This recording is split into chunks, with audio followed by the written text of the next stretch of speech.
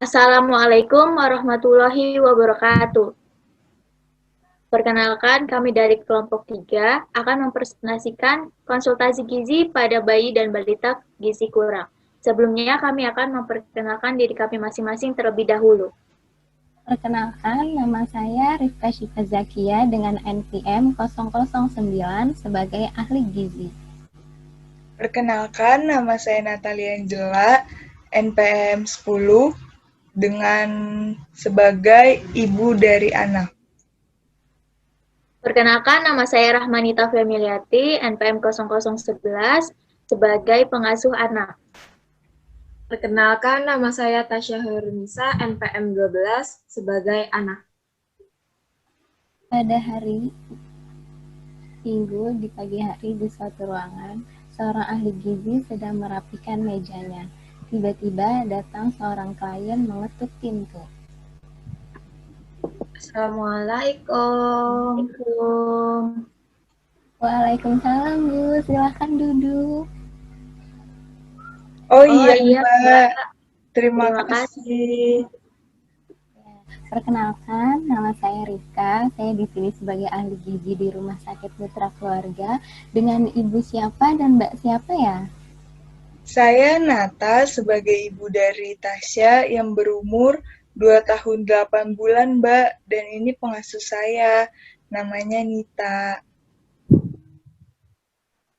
Oh, begitu ya, Bu. Ada yang bisa saya bantu? Saya ingin berkonsultasi tentang anak saya, Mbak. Memangnya anak ibunya kenapa? Gini, Mbak. Akhir-akhir ini anak saya sering rewel dan sakit, Mbak. Terus nafsu makan anak saya juga berkurang, Mbak. Oh, begitu ya, Bu. Apakah adik Tasya memiliki riwayat penyakit, Bu?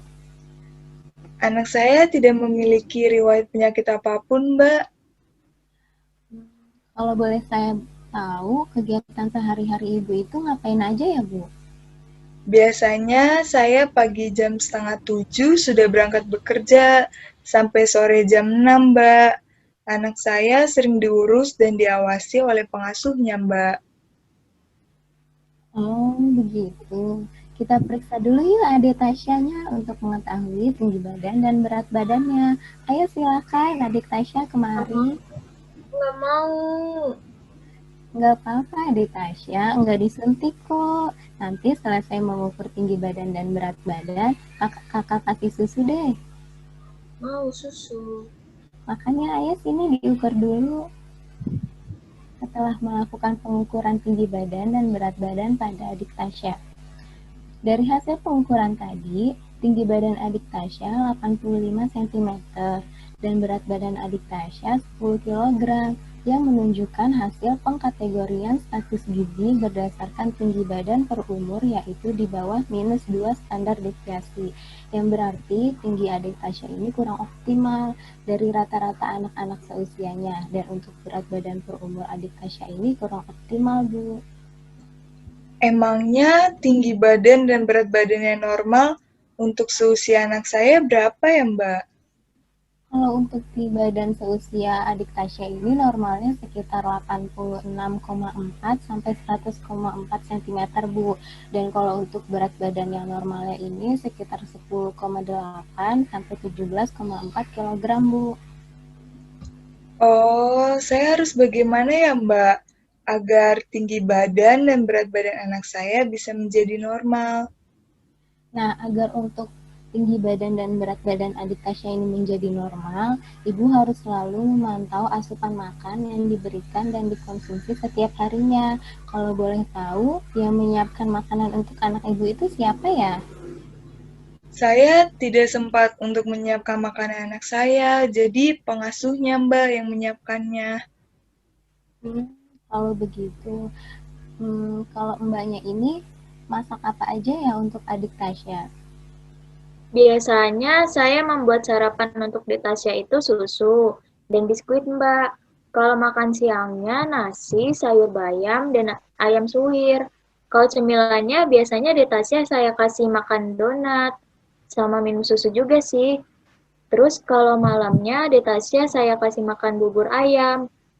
Biasanya sebelum Detasya tidur, saya kasih minum susu, Mbak. Tapi belakangan ini Detasya tidak nafsu makan karena makanannya sering dilempar, Mbak. Detasya juga suka rewel dan sering menangis, Mbak, setiap dikasih makan.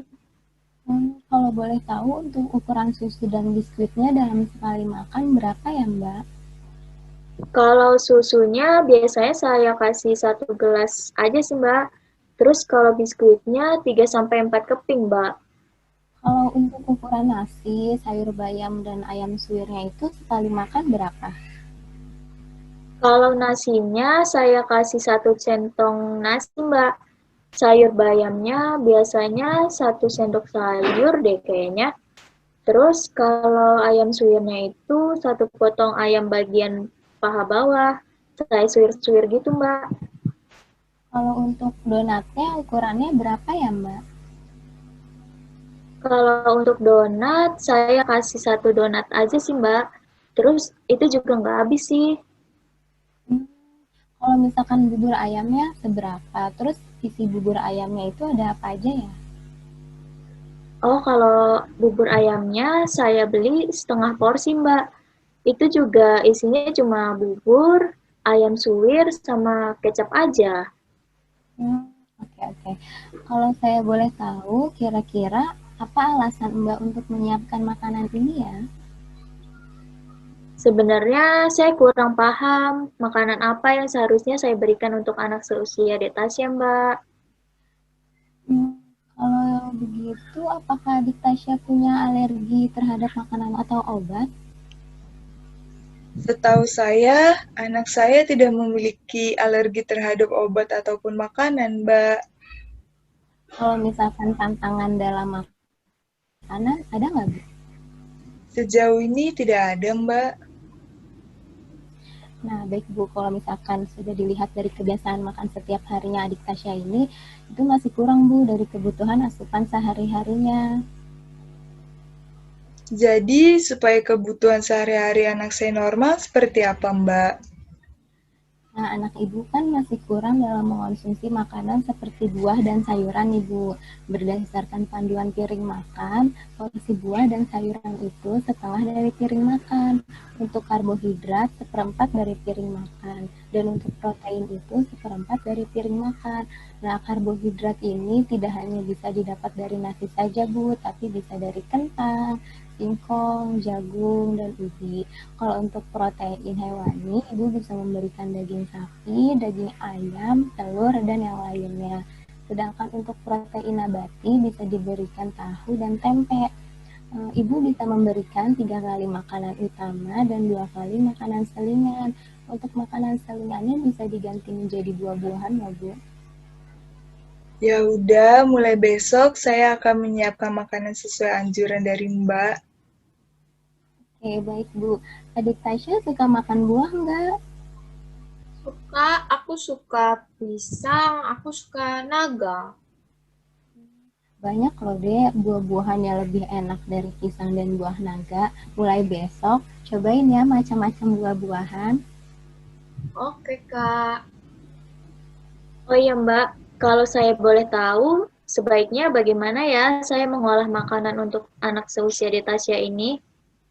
Nah, ini kan saya berikan leaflet untuk Mbak bawa pulang. Nah, ini dapat digunakan sebagai acuan dalam memilih makanan dan mengolah makanan.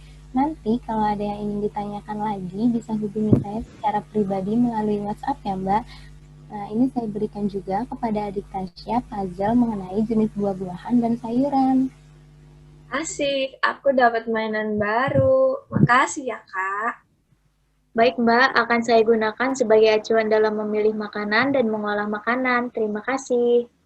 Iya, sama-sama. Jangan lupa dimainin ya, adik Tasya mainannya. Baik, Kak. untuk Ibu Nata dan Mbak Nita, apakah sudah memahami apa saja yang perlu dilakukan? Sudah paham, Mbak. Saya harus memantau asupan makan anak saya, dan saya harus memberikan sesuai dengan paduan piring makan, yaitu porsi buah dan sayuran itu setengah dari piring makan, karbohidrat 1/4 dari piring makan, dan untuk protein 1/4 dari piring makan. Karbohidrat tidak hanya didapat dari nasi, bisa dari kentang, singkong, jagung, dan ubi. Untuk protein hewani, saya bisa memberikan daging sapi, daging ayam, dan telur. Sedangkan untuk protein nabati, saya bisa memberikan tahu dan tempe. Saya juga dapat memberikan 3 kali makan utama dan 2 kali makan selingan. Untuk makan selingannya bisa saya ganti dengan buah-buahan, Mbak. Sudah paham, Mbak. Saya dapat mengikuti leaflet sebagai acuan dalam memilih makanan dan mengolah makanan untuk Dek Tasya. Nah, sudah betul pemahaman dari Bu Nata dan Mbak Nita tentang hal yang perlu dilakukan. Semangat ya Mbak Nita dan Ibu Nata. Saya yakin Ibu Nata dan Mbak Nita dapat mengubah pola makan pada adik Tasya agar adik Tasya memiliki status gizi yang optimal. Apakah ada yang mau ditanyakan lagi Ibu Nata dan Mbak Nita? Baik, Mbak, tidak ada yang ingin saya tanyakan lagi. Baik, Mbak, sudah cukup. Oh iya, Bu. Untuk mengetahui perkembangan anak Ibu dapat mengukur tinggi badan dan berat badannya ke posyandu. Nah, kita buat komitmen aja nih, Bu, selama 2 minggu ke depan, apakah ada perubahan atau perkembangan pada anak Ibu atau tidak. Nanti untuk konsultasi selanjutnya, Ibu dapat menceritakan ke saya perubahan atau perkembangan apa saja yang sudah dialami oleh adik Tasya. Kira-kira 2 minggu lagi Ibu Nata dan Mbak Nita keberatan tidak ya kalau datang ke sini kembali untuk melihat perubahannya? Iya, Mbak, saya tidak keberatan. Kebetulan 2 minggu lagi saya mendapatkan cuti libur dan saya akan membawa anak saya ke posyandu untuk mengetahui perkembangan tinggi badan serta berat badan anak saya. Sekali lagi, terima kasih ya, Mbak. Assalamualaikum, Mbak. Sama-sama, hati-hati di jalan ya Bu. Waalaikumsalam.